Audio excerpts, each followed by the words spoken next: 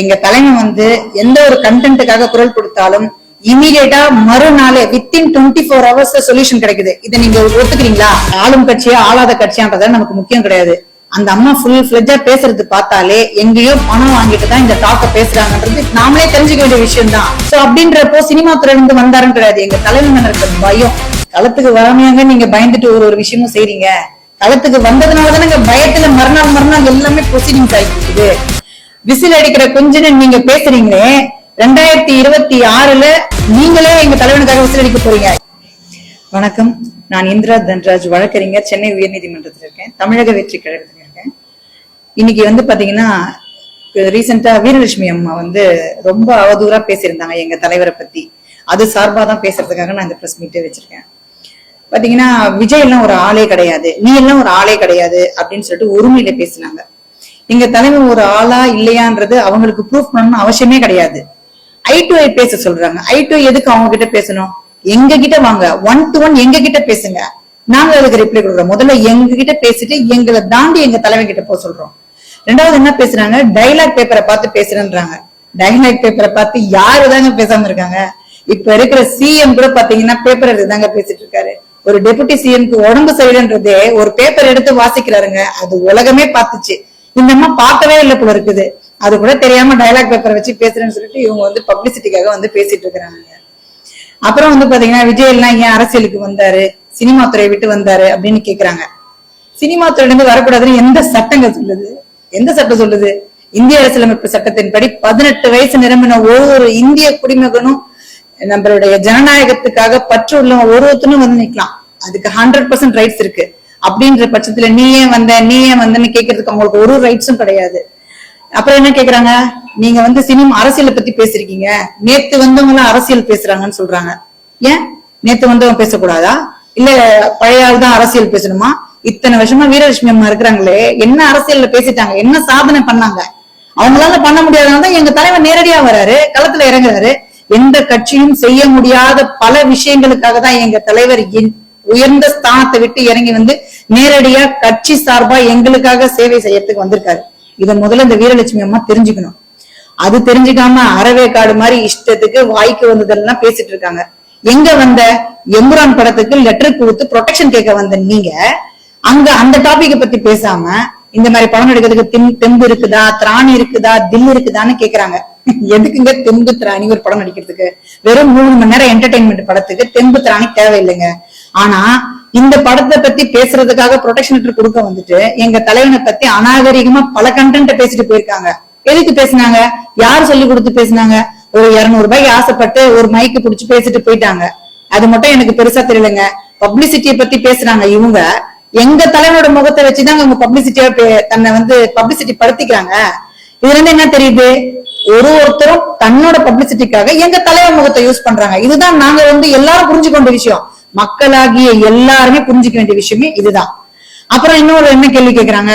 நீங்க வந்து விஜய் போட்டோ வச்சுட்டு சாப்பாடு போடுறீங்க, 10 ரூபாய் தர்பீஸ் கொடுக்குறீங்கன்றாங்க. போட்டோல இல்லைங்க, எங்க தலைவனோட முகம் தாங்க ட்ரெண்டு. நாங்க வந்து தலைவனோட முகத்தை காட்டி சாப்பாடு போடணும்னு நினைக்கல. இது வரைக்கும் தமிழக வெற்றி கழகம் சார்பாக விழியகம், குருதியகம், உணவகம், இலவச சட்ட ஆலோசனை மையம், அப்புறம் இப்ப ரீசெண்டா வந்து பாத்தீங்கன்னா நிரந்தர வேலைவாய்ப்பு மையம், இது மாதிரி பல்வேறு நாங்க விதமா வந்து சேவைகள் செஞ்சுட்டு இருக்கிறோம். எல்லாமே தமிழக வெற்றி கழகத்தின் சார்பாக தான் செஞ்சுட்டு இருக்கோம். இதெல்லாம் சொல்லணும்னா ஒரு நாள் போதாதுங்க, பேசிட்டே இருக்கலாம். டிவிகே சார்பா எவ்வளவோ செஞ்சிருக்கோம் நாங்க. அதெல்லாம் உங்களுக்கு தெரியலையா? நீங்க கட்சி வச்சு நடத்துறேன்னு சொல்றீங்க, நீங்க என்ன செஞ்சீங்க உங்க கட்சி சார்பா? எங்க தலைமை எது செஞ்சாலும் உங்களுக்கு உறுத்துமா? உங்க கண்ணு உறுத்துமா? எதையாவது ஒரு பத்தி பேசி பப்ளிசிட்டிக்காக பேசணும்னு பேசுறது நீங்க. வீரலட்சுமி வந்து 200 ரூபாய் கொடுக்குறாங்க, அதுக்காக மைக்ல பேசணும் சொல்றீங்க. அதே மாதிரி யாரோ சொன்னதுனாலதான் பேசுறாங்க சொல்றீங்களா? அந்த கட்சி ஆளும் கட்சியா இல்ல எந்த கட்சின்னு சொல்ல முடியுமா? அதெல்லாம் நான் சொல்லவே தேவையில்லைங்க. ஆளும் கட்சியா ஆளாத கட்சியான்றத நமக்கு முக்கியம் கிடையாது. அந்த அம்மா ஃபுல் ஃபிளெட்ஜா பேசுறது பார்த்தாலே எங்கேயோ பணம் வாங்கிட்டு தான் இந்த டாக்க பேசுறாங்கன்றது நாமளே தெரிஞ்சுக்க வேண்டிய விஷயம் தான். ஏன்னா இவ்வளவு நாள் எங்க போயிருந்தாங்க? ஒரு பெண்கள் பாதுகாப்பு பத்தி பேசுறாங்க, ஒரு பெண்ணுக்கு ப்ரொடெக்ஷனே இல்லாம அண்ணா யூனிவர்சிட்டி நியூஸ் வரும்போது எங்க போனாங்க? ஏன் அவங்களுக்கு அப்ப மைக்கு கிடைக்கலையா? இல்ல பேசுறதுக்கு கண்டென்ட் கிடைக்கலையா? அப்பெல்லாம் வாய மூடிட்டு இருந்தாங்க. பெண்கள் பாதுகாப்பு பத்தி பேசல, பெண்களுக்கான சப்ஜெக்ட பத்தி வாய திறந்து ஒரு போராட்டம் நடத்தல, எதுவுமே செய்யல. அப்ப பேசாதவங்க பெண்கள் பாதுகாப்பை பத்தி பேசக்கூடாது, இவருக்கு என்ன தகுதி இருக்குதுன்னு சொல்றவங்க இப்ப பேசுறாங்கன்னா நாம தான் புரிஞ்சுக்கணும் பணத்துக்காக அவங்க யாருக்கோ வேலை போயிருக்காங்கன்னு சொல்லிட்டு. அதே மாதிரி சினிமால இருந்து ஏன் வந்து கேட்டாங்க, அதுவும் செய்தியாளர்கள் வந்து நீங்க எம்ஜிஆர் இல்ல ஜெயலலிதா குறிப்பிட்டீங்களான்னு கேட்டதுக்கு அப்படி கிடையாது, நான் விஜய் மட்டும்தான் பேசுன்னு சொல்றாங்க. அப்படின்னா விஜய்க்கும் வீரலட்சுமி என்ன பகன், அவங்க விஜய் அவர்களை எதிர்க்கிறதுக்கான காரணம் என்னவா இருக்கும்? பப்ளிசிட்டி தான் சார். இப்ப ட்ரெண்ட் நியூஸ் நீங்களே சொல்லுங்க, என்ன நியூஸ் இருக்கு? விஜய் தான் எங்க பார்த்தாலும் எங்க தலைவன் தான், தமிழக வெற்றி கழகம் தான், எதுவா இருந்தாலும் கண்டென்ட்டே தமிழக வெற்றி கழகம், எங்க தலைவனோட முகம் தான். இதுக்காக தான் ஒருத்தரும் பாத்தீங்கன்னா இப்ப சிவாஜி கிருஷ்ணமூர்த்தி எடுத்துக்கோங்க, அவரும் எங்க தலைவனோட பேரை வச்சு அவ்வளவு பேசுறாரு. அடுத்து இந்த வீரலட்சுமி அம்மா பேசுறாங்க. ஒருத்தரும் இந்த டாபிக் எடுத்து பேசுற காரணமே அவங்கள பப்ளிசிட்டி படுத்திக்கணுன்றதுக்காக மட்டும்தான். நாட் ஒன்லி சினிமா துறையை மட்டும் எடுக்கல, சினிமா துறைன்ற பேர்ல டைரக்டா மோதுறாங்க, அவர் பேரை வச்சு டைரக்டா பேச வராங்க. அவங்களோட பேருக்காக விஜயோட பேரை யூஸ் பண்றாங்கன்னு சொல்றீங்க. கண்டிப்பா சார், இது 100% நான் சொல்ல வேண்டிய விஷயம் இந்த இடத்துல. புதுசா வந்தவருக்கு விஜய் புதுசா அரசியலுக்கு வந்திருக்காரு. ஆனா சிவாஜி கிருஷ்ணமூர்த்தியா இருக்கட்டும் இல்ல மற்ற கட்சியினரா இருக்கட்டும், அவங்களாம் பழைய அரசியல்வாதிங்க. அப்படி இருக்கும் அவங்களோட லேபிள் ஆல்ரெடி இருக்கும். திரும்ப புதுசா வந்து இவருடைய பேரை பயன்படுத்துக்கான காரணம் இப்ப ட்ரெண்டிங் நியூஸே அவர் தானே, எங்க தலைவன் தானே ட்ரெண்டிங் நியூஸ், தமிழக வெற்றி கழகத்தின் தலைவர் தான் ட்ரெண்டிங் நியூஸ். அதனால என்ன பண்றாங்கன்னா, இப்ப சிவாஜி கிருஷ்ணமூர்த்தி எல்லாம் இவ்வளவு நாள் எங்க போனாரு பேசுறதுக்கு? நீங்க ஒரு மேடையில பேசுறாரு, எங்கேயாவது ஒரு வயசுக்கு மீறின பேச்சு தானே. அவங்க வீட்டுல பொம்பளை பசங்க இருக்க மாட்டாங்களா, பெண்கள் இருக்க மாட்டாங்களா, அக்கா தங்கச்சிங்க அவர் கூட பிறக்கலையா? ஒரு வல்கரா பேசுறாரு. இப்படி எல்லாம் பேசினாக்கா அன்னைக்கு ஹைலைட்டே அவர் தான். அதுக்காக மட்டும்தான் இந்த மாதிரி ஆட்கள் பேசுறாங்க. பழைய ஆள் புதிய ஆள்லாம் கிடையாதுங்க. அவங்களுக்கு இப்போதைக்கு சப்ஜெக்ட் தேவையானது எங்களோட தலைவன் தான். எங்களோட தலைவனோட முகத்தையும் எங்க தலைவனோட பேரை வச்சுதான் ட்ரெண்ட் ஆகிறதுக்காக எல்லாருமே ஒரு ஆயுதமா பயன்படுத்திக்கிறாங்க. வீரலட்சுமி வந்து தமிழக வெற்றி கழக தலைவரை மட்டும் பேசுறாங்க. சீமான நிறைய பேர் பத்தி அவங்க கம்ப்ளைண்ட் கொடுக்குறாங்க. இதே எல்லா இடத்துலயும் போலீஸ் அமைச்சலாம் போயிட்டு நிறைய கம்ப்ளைண்ட் கொடுக்குறாங்க, அட்டாச் கொடுக்குறாங்க. அதை வச்சு சொல்றீங்க அதெல்லாம் வெற்றி கழகத்தை மட்டும் சொல்றீங்க, விஜயண்ணன் மட்டும் பேசுறாங்க. பொதுவா சீமானை பத்தி கூட அவங்க நிறைய கம்ப்ளைண்ட் கொடுத்துருக்காங்க. அதை பத்தி கொடுத்திருந்தாலும் அந்த நேரத்துக்கு அவங்க எப்படி நியூஸ் கொடுத்தாங்க, எதுக்காக கொடுத்தாங்க கிடையாது சார். இப்ப வந்து ஹைலைட்டே வந்து யாருமே எங்களோட தமிழக வெற்றி கழகம் சார்பாகவோ இல்ல எங்களோட தலைவர் பத்தி பேசினாலும் அவங்களுடைய கட்சியோ இல்ல அவங்களுடைய இயக்கமோ இல்ல அவங்களுக்கான ஒரு பப்ளிசிட்டியா கருதி மட்டும்தான் இப்போ எங்க பார்த்தாலும் அந்த மாதிரி நியூஸ் வந்து பிளாஷ் ஆகுது. சோ இதுக்காக மட்டும்தான் அந்த அம்மா வந்து தன்னோட பப்ளிசிட்டிக்காக பண்ணிருக்காங்கன்ற நான் இங்க ஆத்மார்த்தமா தெரிவிச்சுக்கிறேன். எல்லா கட்சியிலும் அந்த கம்ப்ளைண்ட் போடுற அத்தனை தரப்புல அவங்க பணம் கட்டிட்டு கொண்டுதான் அவங்க எதிர்மறையா கருத்து அப்படித்தானே இருக்குது. இப்போ நீங்க ஒரு சப்ஜெக்டுக்காக பேசுறீங்க அப்படின்னு சொன்னாக்கா, ஒருத்தரை குறிப்பிட்டு ரொம்ப தாக்கி பேசுறீங்கன்னா என்ன காரணம்? உங்களால சக்சஸ் பண்ண முடியல, உங்களுக்கு அந்த ஒரு பப்ளிசிட்டி கிடைக்கல, நீங்க இத்தனை வருஷமா ஒரு கட்சி நடத்தி பண்றீங்க, உங்களுக்கு எதுவுமே செய்ய முடியல அப்படின்னா என்ன காரணம்? இவரை வச்சு நீங்க பப்ளிசிட்டி பண்ணி அந்த ஏதாவது ஒரு விஷயத்த நீங்க ரீச் ஆகணுன்றதுக்காக யாருக்காக வேணாலும் அவங்க வந்து உதவி புரியும் நோக்கத்தோட இதை அவங்க செஞ்சிருக்கலாம்ன்றதுதான் என்னோட கருத்து. இன்னைக்கு ட்ரெண்டிங்கே விஜய் தான் அப்படின்றீங்களா? ஏன்னா விஜய் எம்ஜிஆர் இருக்கட்டும் ஜெயலலிதா அம்மாவா இருக்கட்டும் அவங்களே எவ்வளவு பெரிய தலைவர்கள், அவங்களும் சினிமால தான் வந்திருக்காங்க. அப்படின்னு அவங்கள டார்கெட் பண்ணாம விஜய் மூலம் டார்கெட் பண்றாங்க. நீங்க சொல்றது வந்து விஜய் தான் நீங்க ட்ரெண்டிங்கா இருக்காரு, அடுத்த அக்பர் அவர் வரலான்ற மாதிரி சொல்ற மாதிரி இருக்காது. கண்டிப்பா சார், நான் ஒரு கருத்து இங்க தெரிவிச்சுக்க விரும்புறேன். எங்க தலைமை வந்து எந்த ஒரு கண்டென்ட்டுக்காக குரல் கொடுத்தாலும் இமீடியட்டா மறுநாளே வித்தின் 24 hours சொல்யூஷன் கிடைக்குது. இதை நீங்க ஒத்துக்கிறீங்களா? பரந்தூர் விஷயத்துக்கு போனாரு, மறுநாள் பேசப்பட்டுச்சு. அந்த மலம் கலக்குனாங்கன்னு சொன்னாங்க, அதுக்கு உடனே சார்ஜ் ஷீட் போட்டாங்க. எங்க தலைவர் எந்த சப்ஜெக்டுக்காக பேச வராங்களோ அதுக்கு உடனடியா பதில் கிடைக்குது. சோ அப்படின்றப்போ சினிமா துறையில இருந்து வந்தாருன்னு கிடையாது, எங்க தலைவர் மேல இருக்கிற பயம், அந்த பயத்துக்கு இமீடியட்டா ரியாக்ஷன் கிடைக்குதுன்றதாங்க அந்த இடத்துல நாங்க வந்து சொல்ல வேண்டிய ஒரு விஷயம். அதனாலதான் ஒருத்தரும் பார்த்து பயப்படுறதுனால அவங்களோட கருத்துக்களை எப்படி எல்லாம் வெளிப்படுத்தலாம் அப்படின்னு சொல்லிதான் ஒரு விதமான கருத்துக்கள் வெளிப்படுத்துறாங்க. 2026 அரசியல் எப்படி இருக்கும்? தமிழக வெற்றி கழகத்துடைய அரசியல் வெயிட் பண்ணி பாருங்க சார், பிரமாதமா இருக்கும்னு எல்லாருமே எதிர்பார்த்துட்டு இருக்கோம். இப்ப வந்து குரல் கொடுக்கிறாரு தமிழக வெற்றி கழகம் சார்பா, எல்லா விஷயத்தையும் குரல் கொடுக்குறீங்க, எல்லா சமயத்தையும் சொல்றாங்க. ஆனா அமைச்சர் சேகர் பாபு என்ன சொல்றாரு, தமிழக வெற்றி கழக தலைவர் களத்துக்கு வந்து எல்லாருக்கும் செய்யணும் அப்படின்னு சொல்றாரு. அதை நீங்க எப்படி பாருங்க? களத்துக்கு வராமையாங்க நீங்க பயந்துட்டு ஒரு விஷயமும் செய்றீங்க. களத்துக்கு வந்ததுனாலதானங்க பயத்துல மறுநாள் எல்லாமே ப்ரொசீடிங்ஸ் ஆயிட்டு இருக்குது.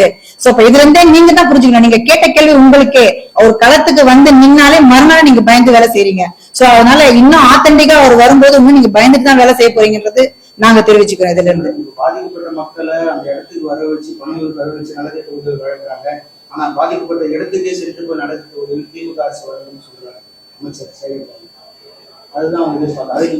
இல்ல சார், நாங்க வந்து பனையூர்ல மட்டும் கூப்பிட்டு வச்சு இந்த நலத்திட்டம் செய்யல, பல்வேறு இடத்துல நலத்திட்டம் செஞ்சிருக்கோம். இப்ப வந்து பாத்தீங்கன்னா எங்க தலைவர் வந்து பாத்தீங்கன்னா இப்போ சாதாரணமா ஒரு இடத்துல இப்ப தூத்துக்குடி விஷயத்துக்கு நேரடியா போனாரு. அனிதாவோட நீட் விஷயத்துல நேரடியா போனாரு. இந்த மாதிரி பரந்தூர் விஷயத்துக்கு நேரடியா போனாரு. இப்போ சமீபத்துல நடந்த விஷயத்துக்கு நேரடியா வந்தாரு. இந்த மாதிரி நேரடியா போன விஷயங்கள் எல்லாம் நீங்க எடுத்துக்காம போகல வரல பனையூருக்கு கூப்பிட்டு செஞ்சாங்கிற ஒரு விஷயத்த மட்டும் தான் சொன்ன. செஞ்சதை எங்க சொல்ல மாட்டேங்கிறீங்க? நீங்க ஒரு முறை செஞ்ச விஷயத்த மட்டும் தான் நீங்க இன்சிஸ்ட் பண்றீங்க, செஞ்சதை உங்களால சொல்ல முடியலையே. இதுதான் சார் நான் சொல்றது.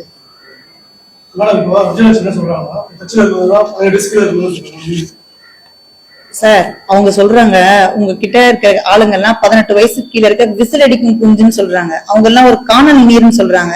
இந்த அம்மா எதை பார்த்து சொல்றாங்கன்னு தெரியல. விசில் அடிக்கிற குஞ்சுன்னு நீங்க பேசுறீங்களே, 2026 நீங்களே எங்க தலைவனுக்காக விசில் அடிக்க போறீங்க. எழுதி வச்சுக்கோங்க. நான் திரும்ப திரும்ப சொல்றது அதுதான். நீங்களே விசில் அடிக்க போறீங்க. 18 வயசுக்கு கீழே இருக்கிறாங்கன்னு சொல்லிட்டு எதை வச்சு அவங்க சொல்றாங்க? ரசிகர்களா இருக்கிறவங்க அரசியலுக்கு வந்ததுனால நீங்க 18 வயசு கீழே இருக்கணும்னு சொல்றீங்களா? நாங்க செய்யற ஒரு விஷயமும் எங்க கட்சி சார்பா செய்யற எங்க பசங்க ஒரு விஷயமும் ரீச் ஆகுது. அதனாலதான் எல்லாரும் இன்னைக்கு பேசுறாங்க, எங்க கட்சி சார்பாவும் எங்க பசங்க சார்பாகவும். தமிழக வெற்றி கழகம் நடத்துற கூட்டங்கள்ல நிர்வாகிகள் கட்டுப்பாடோட இல்ல, அவங்க மாவட்டத்துக்கோ இல்ல அவங்களோட மேல் கட்டுப்பாடு இல்ல, தன்னிச்சையா செயல்படுறாங்கன்னு சொல்லி ஒரு பரவலான ஒரு குற்றச்சாட்டு. அது எப்படி பாக்குறீங்க? அந்த மாதிரி யாரும் கட்டுப்பாடெல்லாம் இல்லாம இல்ல சார். குறிப்பாக பாத்தீங்கன்னா நம்ம லாஸ்ட் டைம் நடந்த போராட்டத்தை செங்குன்றம் மற்றும் கடலூர் பகுதியில குறிப்பான பகுதிகளில் மாவட்ட செயலாளர் போராட்டம் போதும் நிறுத்திங்கன்னு சொன்னதுக்கு அப்புறமும் தொண்டர்கள் களத்துல இறங்கி போராட்டத்தை கண்டினியூ பண்ணிட்டு இருக்காங்க. காவல்துறைக்கு கட்டுப்பாடு என்ற ஒரு குற்றச்சாட்டு இது காவல்துறை தரப்புல வைக்கிறாங்க. அது உங்களுடைய தரப்புல இல்ல? அந்த மாதிரி எல்லாம் சொல்ல முடியாது.